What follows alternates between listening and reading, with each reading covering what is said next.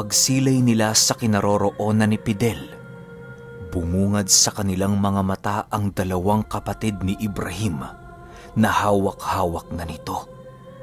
Ang isa sa mga yon ay dahan-dahan ang nawawala ng buhay, samantalang ang isa naman patuloy pa ring nagpupumiglas. Nang masipat ito ni Ibrahim, halos mapaluhod na lamang siya sa kanyang kinatatayuan dahil sa labis na galit at lungkot. Agad naman yung pinatayo ni Tandang Lauryo nang sa gayoy magawa niya itong makausap ng matino. Ibrahim, buhay pa ang mga kapatid mo. Bakit ka pinanghihinaan ng loob? Lumabang ka! Matapang ka, di ba? Wika ni Tandang Lauryo. Kasabay ng pagwika nito ay siya namang pagbigay niya kay Ibrahim ng sandata para lumaban. Ibinulong na din niya noon ang kanyang naiisip na plano nang sa gayoy magawa nilang maisalba ang buhay ng dalawa nitong kapatid. Maya-maya pa, tuluyan na ngang bumalik ang diwa ni Ibrahim at kasabay nito ang siya namang pagbigkas nito ng mga engkantasyon sa kanyang pagpapalit anyo. Hinayaan naman ito ni Tandang Lauryo sa kadahilanang alam niyang yon ang karapat dapat gawin ni Ibrahim. Pagbungad ng tikbalang nakaanyuan nito, mabilisan naman yung sumugod patungo sa kinaroroonan ni Fidel. Matapos itong masilayan ng antingero, agad naman niyang ibinato sa langit ang kanyang sibat na siyang mabilisang nagliwanag at lumikha ng hindi mabilang nitong kopya. Pagsilay ni Tandang Lauryo sa malaulang sibat na nasa kalangitan, agad naman niyang inabisuhan ang lahat ng kanyang mga gabunan na lumikas. Ilang minuto pa ang lumipas, tuluyan na ngang tumarak sa kalupaan ng sibat ni Fidel at kasabay nito ang mabilisan nitong paglaho. Ang mga mensaherong hindi pinalad na makaligtas sa pag-atake ay bigla na lang naglaho kasabay ng sibat. Matapos ang mga pangyayaring yon, muli na namang nagpatuloy sila Tandang Lauryo sa kanilang isasagawang plano. Panay naman ang pagbigay sa kanila ng proteksyon ng mga gabunan laban sa mga taong katuwang ni Fidel. Maya-maya pa, tuluyan na ngang nakalapit si Ibrahim sa antingero at mabilisan naman niya itong sinapak ng walang humpay. Paulit-ulit niyang ginagawa ang pag-ataking yon habang patuloy na sumisigaw. Subalit, kahit anong gawin noon ni Ibrahim, bigo pa rin siyang mapatamaan ang antingero na para bang sumasabay lamang ang katawan nito sa hangin. Bigla namang natigilan si Fidel nang maramdaman niya ang paglapit sa likurang bahagi ng kanyang kinaroroonan ng pinunong gabunan. Rinig na rinig niya ang paghinga ng malalim ni Tandang Lauryo habang mabilisan siya nitong inuundayan ng taga sa leeg. Subalit bago pa man makalapat ang tabak, laking gulat na lamang ni Tandang Lauryo nang maramdaman niyang dumudulas lamang ito. Matapos ang mga pangyayaring yon, mabilisan naman siyang tinadyakan ni Fidel at kasabay nito ang paglaho ng antingero sa kanyang paningin. Nang lumagapak na ang katawan ni Tandang Lauryo sa lupa, agad naman niyang nakita si Fidel sa kanyang harapan na dahan-dahang itinataas ang kanyang hawak na sibat. Hindi naman pinahintulutan ni Ibrahim na saktan nito si Tandang Lauryo kung kaya't mabilisan niya itong sinugod at walang pagdadalawang isip na sinuwag. Pagtama ng kanyang katawan kay Fidel, agad naman niyang hinawakan ang dalawang kamay nito upang magawa nitong mabitawan ang tangan-tangan nitong katawan ng kanyang isang kapatid. Sa puntong yon, dali-dali namang tumayo si Tandang Lauryo at walang pagdadalawang isip na hinawakan ang katawan ng antingero. Agad niyang hinigop ng napakabilis ang kaluluwa nito, subalit ang tanging nararamdamang higop lamang niya noon ay ang mga habak ng antingero at ang mga talandro nitong nagsisilbing paunang depensa. Maya-maya pa, bigla namang naantala ang kanilang ginagawa nang biglang makawala sa pagkakahawak ni Ibrahim si Fidel. Mabilisan sila nitong pinagsasasapak na siyang naging sanhi upang tumilapon sila di kalayuan sa kinaroroonan ng antingero. Sa muling pagbagsak nila Tandang Lauryo sa lupa, ay siya namang pag-inda nila ng kanilang mga natamong pinsala dahil sa bisa ng mutya na sumabay sa pisikal na lakas ni Fidel. Pagtayo nila sa kanilang kinaroroonan, agad namang bumungad sa kanilang mga mata ang antingerong merong hawak na isang uri ng salagubang na kulay berde. Gumagapang yon papaikot sa katawan ni Fidel hanggang sa hindi naglaon, sumuot na yon sa kanyang kasuotan. Maya-maya pa, muli naman itong tumitig sa kanila habang dahan-dahang inilalabas ang 3 ginintuang kuko ng agila.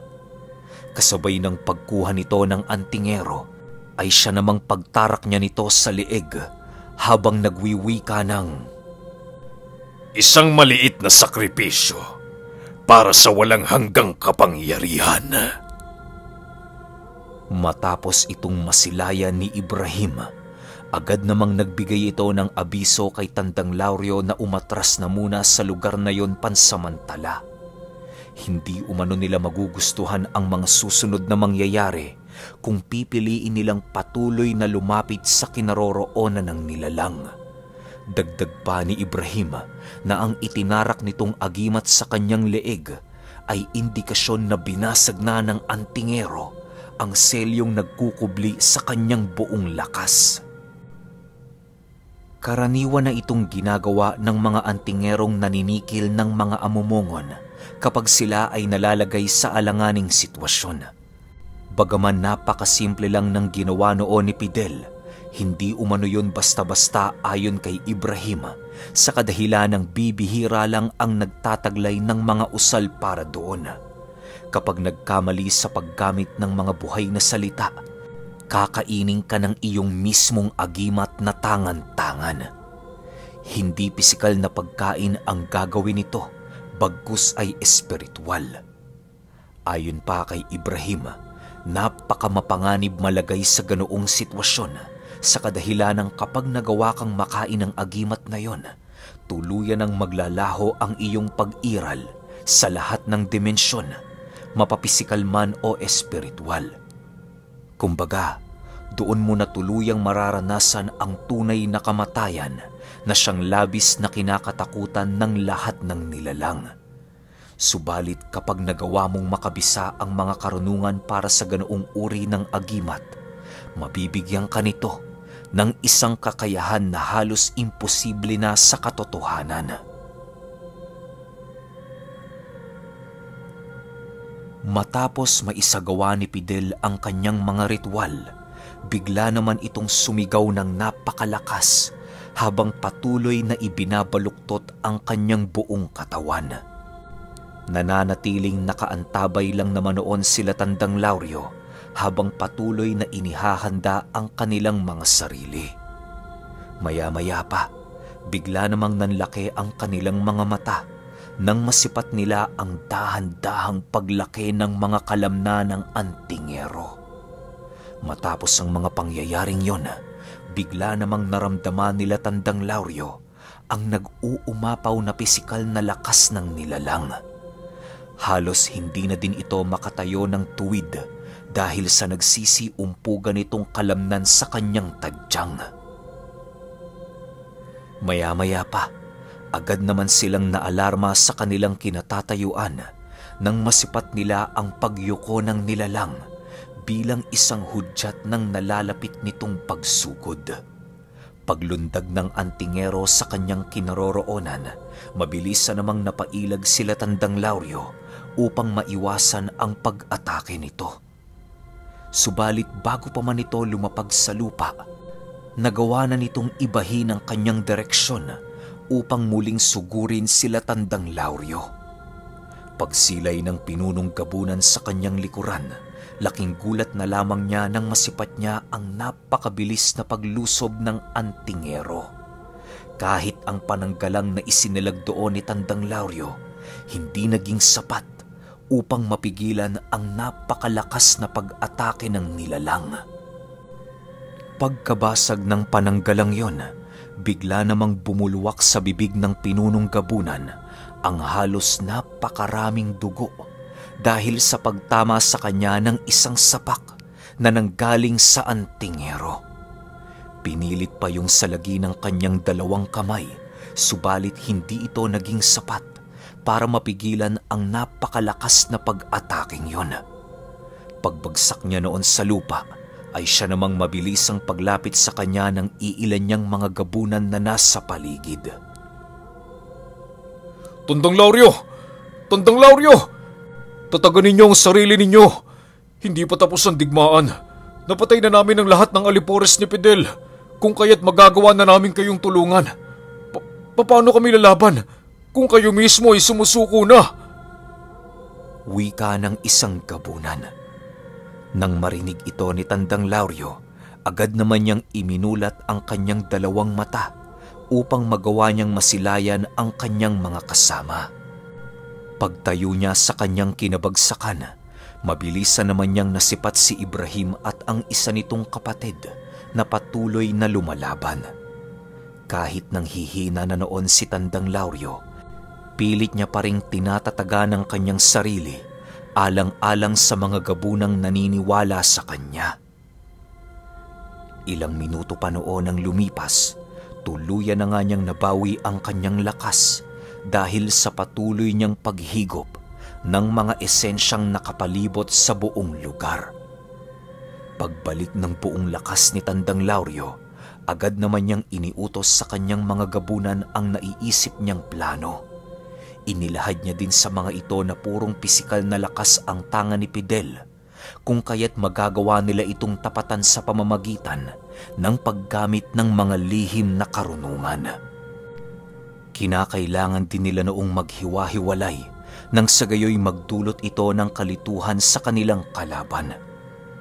Matapos niyang mailahad ang kanyang plano, agad namang nagsiusad ang mga ito patungo sa kinaroroonan ng antingero.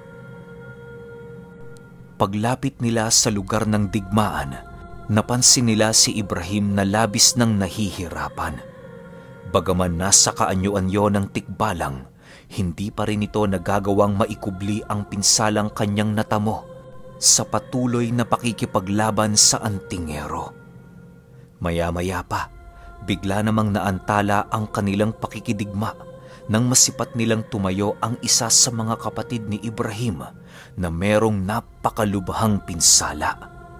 Pagsilay dito ni Fidel, bigla naman niyang pinalitaw ang kanyang sibat at mabilisan itong ibinato sa kinaroroonan ng kapatid ni Ibrahim. Sa sobrang bilis ng mga pangyayari noon, halos wala ni isa sa kanila ang nagawang masalag ang pag-ataking yon. Segundo lamang noon ang pagitan nang biglang lumapat ang sibat sa isa sa mga disipulo ni Maestro Florante. Tumagos yun sa kaliwang bahagi ng kanyang dibdib na siyang mabilisan niyang ikinamatay. Nang masipat ni Ibrahim ang pagbagsak ng katawan nitong wala ng buhay, tanging pag-iyak na lamang ang kanyang ginawa habang dahan-dahang itinutuon ang kanyang wisyo sa kinaroroonan ng antingero. Kasabay ng pagtitig nito ay siya namang mabilisan niyang pagtakbo patungo sa kinaroroonan ng kanyang kapatid. Dali-dali naman yung nilapitan ni Tandang Lauryo upang mabantayan sa mga susunod na gagawin ng antingero. Maya-maya pa, bigla naman nilang narinig ang pag-iyak ni Ibrahim at kasabay nito ang paghalakhak ng antingerong kanilang kalaban. Umpisa pa lang yan. Humanda ka, iho. Kagaya ng iyong maestro, sasapitin mo din ang kamatayang naghihintay sa'yo. Wika ng antingero.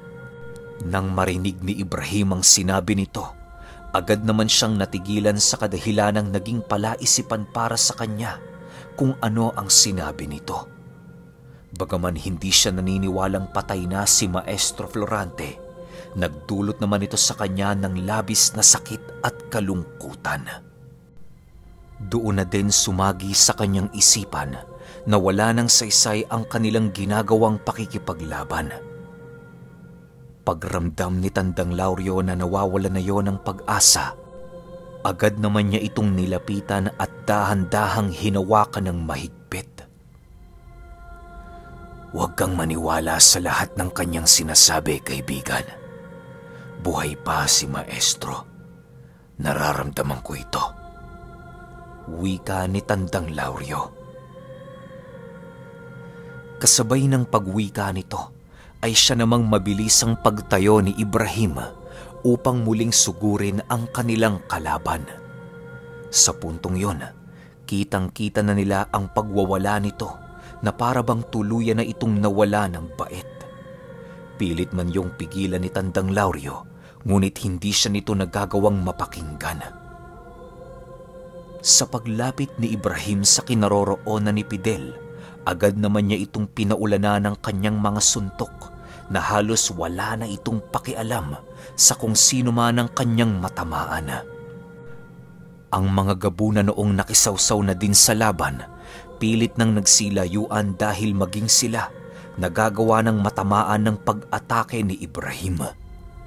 Maya-maya pa, bigla naman itong nilapitan ni Tandang Lauryo upang patuloy na paalalahanan ng kanilang mga dapat gawin.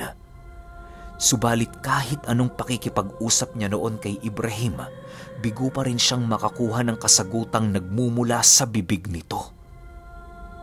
Ilang minuto pa ang lumipas, bigla namang natigilan si Tandang Lauryo nang masipat ng kanyang dalawang mata ang pagtarak ng sibat ni Fidel sa katawan ng tikbalang.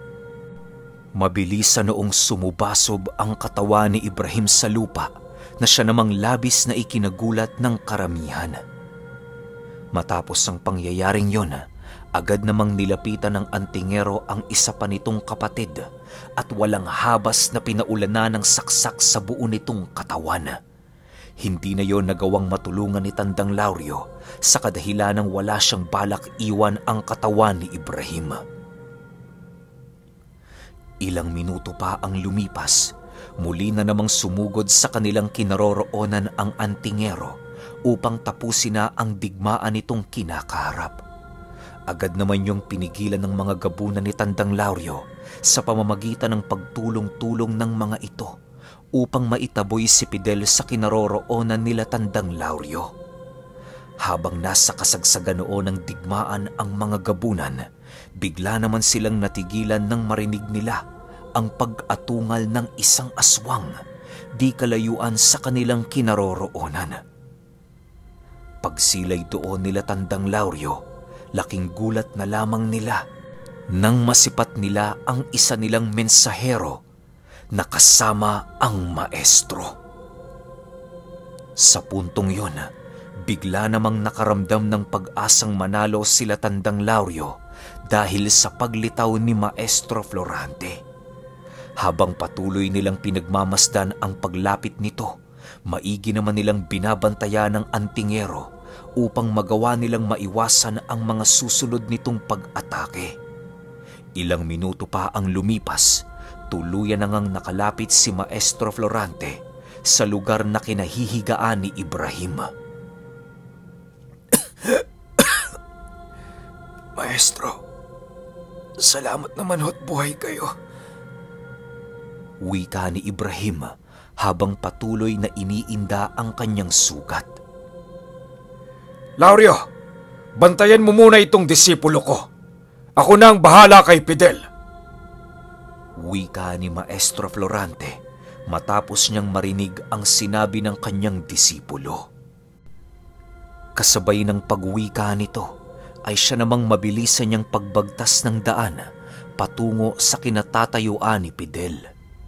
Dahan-dahan na din niya noong tinawag ang kanyang mga kasangga, maging ang kanyang gabay na nagbibigay sa kanya ng isang napakalakas na baluti at anyo. Wala naman noong nagawa sila Tandang Lauryo kung hindi sundin ang sinabi nito. Upang magawa niyang matulungan noon si Ibrahim, napagpasyahan niyang sumipsip ng mga laman lupang nasa paligid upang gawin itong lunas sa natamong pinsala ng kanyang kaibigan. Matapos niyang gawin ang bagay na yon, agad naman niyang naramdaman ang presensya ng dibinong albularyo na mabilisang bumabalot sa buong paligid. Nag-iba na din ang kabuoang anyo nito na siyang nagbigay kilabot sa mga gabunang patuloy na nakikipaglaban sa antingero. Sa pagsilay ni Fidel kay Maestro Florante, agad naman siyang nagbigkas ng mga buhay na salita upang maidagdag sa taglay na sumpa ng kanyang sibat na tangan-tangan. Maya-maya pa, mabilisan din naman itong sumugod sa albularyo ng buong lakas upang magawa na niyang matuldukan ang kanilang digmaan. Demonyo ka talaga, Florante! Sa ilang amumongong napaslang ko, ikaw lang ang may kakayahang tumakas sa aking mga kamay. Humanda ka! Hindi na kita pakikitaan ng awa! Sigaw ni Fidel habang mabilisan itong pinaparami ang kanyang sibat. Matapos itong marinig ni Maestro Florante, agad naman itong nag-usal ng mga engkantasyon na labis namang ikinagulat ng antingero. Pagkarinig niya ng mga buhay na salitang binigkas ng maestro, mabilisan naman niyang tinangkang lumisan sa lugar nang sa hindi malamang dahilan. Subalit kahit saang sulok mang dumapo si Fidel, naroon pa rin si Maestro Florante na patuloy na nakabuntot sa kanya. Maigi naman ang ginagawang pagmasid doon ni Tandang Lauryo upang magawa niyang masilayan ang gagawin ng maestro. Maya-maya pa, laking gulat na lamang niya nang biglang lumitaw ang isang lagusan na merong nagniningas na apoy. May lumalabas din doong napakaraming mga kadena at sinasabayan ito ng isang napakalakas na paghigop ng hangin. Florante, itigil mo na yan. Nahihibang ka na ba? Kung magpapakamatay ka, huwag mo kong isama! Wika ni Fidel habang patuloy na tinatakasan ang maestro. Huwag ka lang magmatigas, Fidel. Nais mo kong patayin, hindi ba? Sige, mas mainam na magsama tayo! Sagot naman ng maestro. Habang patuloy itong pinagmamasdan ni Tandang Lauryo, napansin naman niyang hindi nagagawang madakip ng maestro ang antingero. Sa pagpapatuloy ng ganoong kaganapan, agad namang inipon ni Tandang Lauryo ang kanyang lakas upang kisap matang marating ang kinaroroonan ng kanilang kalaban. Paglundag niya noon ng napakabilis, bigo naman itong maramdaman ni Fidel na siyang nagbigay sa kanya ng pagkakataon upang matagumpay itong malapitan. Paglitaw niya sa harapan ng nilalang, agad naman niya itong sinaksak ng napakalakas at mabilisang tinadyakan patungo sa kinaroroonan ni Maestro Florante. Ramdam na ramdam noon ni Tandang Lauryo ang pagbali ng kanyang mga buto sa kadahilanang nagawa na niyang masagad ang hangganan ng kanyang katawan. Maestro, patawad. Ito na lang ang kaya kong gawin para makatulong sa iyo. Wika ni Tandang Lauryo habang ito ay bumabagsak sa lupa. Paglapit naman ni Fidel kay Maestro Florante, agad naman siya nitong niyakap ng napakahigpit na para bang wala na itong balak na muli siyang pakawalan. Pinagsasasapak pa ni Fidel noon ang dibdib ni Maestro Florante, subalit hindi yun naging sapat upang magawa siya nitong mabitawan. Maya-maya pa, bigla na lamang pumulupot sa kanila ang napakaraming kadena na siyang mabilisang humilas sa kanila patungo sa loob ng lagusan. Panay pa ang ginagawang pagsisigaw at pagpupumiglas noon ni Fidel, subalit hindi ito naging sapat upang siya ay makatakas sa sitwasyong yon. Nang mahigop na silang dalawa ng lagusan, bigla namang bumalik ang katahimikan sa buong paligid. Bagaman napakaraming pinsala ang natamo ni Tandang Lauryo, rinig na rinig pa din niya noon si Maestro Florante na nagbibigay ng kanyang huling mensahe sa kanya at sa nakaligtas nitong disipulo. Ibrahim! Lauryo! Pasensya na kayo. Subalit hanggang dito na lamang ang ating paglalakbay. Naway maitatak nyo sa inyong mga puso ang kabayanihan ng lahat ng mga nilalang na nagbuwis ng buhay sa lugar na ito. Huwag kayong malungkot. Bagkus kayo ay magalak dahil nagawa na nating mapaslang ang ating nakakapangilabot na kalaban. Ituring nyo ang oras na ito bilang isang bagong simula ng inyong samahan. Hindi ako mawawala dahil patuloy akong mananatili sa mga puso ng mga nilalang na nakakakilala sa akin. Pasigaw na wika ni Maestro Florante. Kasabay ng pagwika nito ay siya namang paglaho ng mga albularyo na napaslang sa lugar na yon. Naging bato din noon ng dalawang kapatid ni Ibrahim na hindi naglaon ay nadurog hanggang sa ito ay maging pulbos na lamang. Ang mga napaslang din nila noong mga taga-nayon ay unti-unting nanigas hanggang sa maging abo na lamang ang mga ito. Nawala na din ang mga kubong nasa paligid at bigla itong napalitan ng isang napakalawak na damuhan. Habang patuloy na nakatulala noon si Tandang Lauryo, ginamit niya ang kanyang natitirang lakas upang higupin ang esensyang naiwan ng maestro. Matapos niyang gawin ang bagay na yon, agad naman siyang nilapitan ng kanyang mga gabunan upang tulungan. Ayon kay Tandang Lauryo, na ang digmaang yon ang nagdulot ng kamatayan ng 10 sa kanyang mga gabunan. Nagsilbi din itong aral sa kanya upang magawa niyang maiwasan ang ganoong pinsala ng kanilang angkan kung sakali mang meron silang kahaharaping digmaan.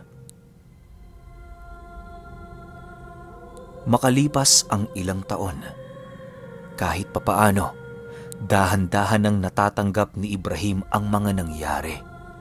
Nanatili siya noon ng 1 dekada sa pamamahay ni Tandang Lauryo hanggang sa napagpasyahan na nitong bumalik sa kanyang tunay na probinsya.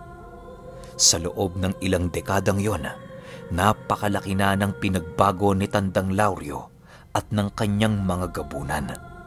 Sila na dinoon ang namuno at nagpapatupad ng kapayapaan sa buong San Remigio na ikinatuwa naman ng karamihang nilalang na hindi ordinaryong naninirahan sa ating mundo. Bagaman kung iisipin na isang kwento lamang ang istoryang ito, mariin pa ring naninindigan si Jude na totoo ang kwento ng kanyang ama na isang pinunong gabunan.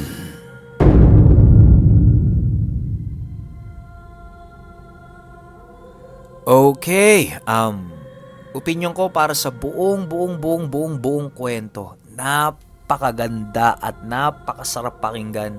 Alam niyo na kahit ako'y nagkukwento na alam ko naman yung takbo ng storya, pero uulitin ko 'to pakinggan. Uulitin ko talaga siya pakinggan mula sa simula tas dire-diretso kasi wala, ang saya ng mga nangyari. Yun nga lang yung ending, ang daming nawala. Isipin niyo nung nagsimula sila sa 15 gabunan, di ba? Tas nabawasan ng 3, tas ngayon 10. So nangyari, 2 gabunan na lang yung natira kay Tandang Lauryo. Pero yun nga, kinagandahan, wala nang gerang na digma, wala nang gera o digmaan ang sumunod. Kaya siguro namuhay na sila ng payapa, ayos na sila, kaya yun, nagdire-diretso na yung takbo ng buhay nila. Pero hindi natin masasabi, di ba? Baka meron na lang hindi na kwento kay Jude, ito nga si Tandang Lauryo, o meron pa silang napuntahang ibang lugar. Pero overall, sobrang ganda talaga ng kwento. Kaya hihingi ako ng pabor, pa-comment naman ako ng salamat Jude. Yun lang, hanggang sa susunod na kwento. Salamat.